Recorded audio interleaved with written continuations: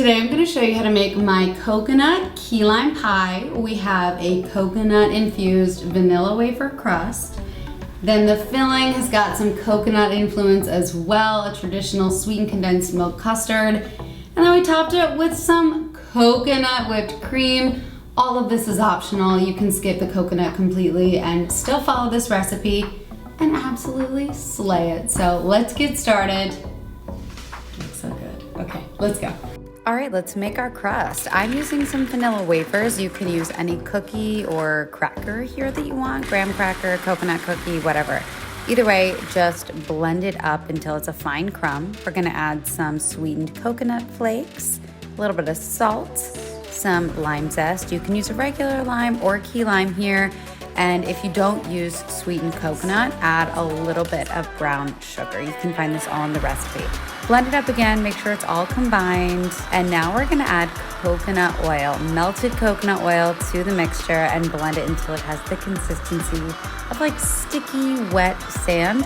If you don't have coconut oil, melted butter is fabulous here as well. I mean, when is that bad? I'm just preparing a pie pan. I ran out of coconut oil, so I'm using butter.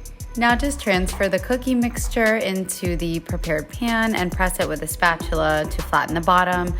Use your hands to flatten it out around to create that crust, just to feel it out, make sure all parts of it are really thick.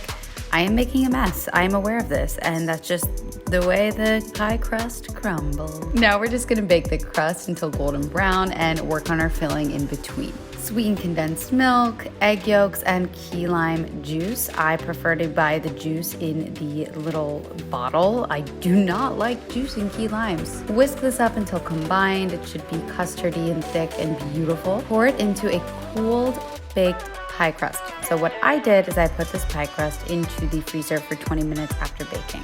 And look at this sexy slow-mo shot. Woo! Now we're gonna bake it one more time.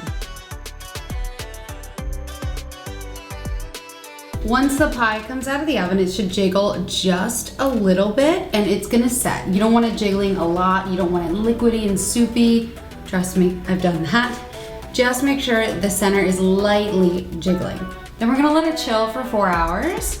There are a few things we can do here. You can make your own whipped cream, add a little bit of sugar, some lime zest, and have that be your topping. You can smear it all over the pie, or you can take a little shortcut, which I'm doing today. I'm just gonna go around the edge here.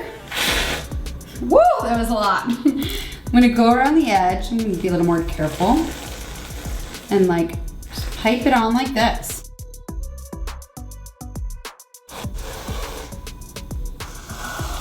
I washed this lime. I'm gonna zest it just over the top a little bit, give it a pop of color, and this actually adds some flavor as well. So I have these little key lime slices. I'm just gonna nestle them in to the whipped cream. Yeah! I am so excited to dig in here. Of course, if you don't wanna go coconut here, leave out the coconut in the crust. You can just use the wafers or graham crackers. And in the filling, you can skip the coconut, just do the sweetened condensed milk, the key lime juice, and the egg yolks. Yeah, that's the ingredient I was missing. But all in all, huge fan, so excited to try it. I'm gonna go do that now. But let me know if you make this recipe. I hope you enjoy my coconut key lime pie. Bye!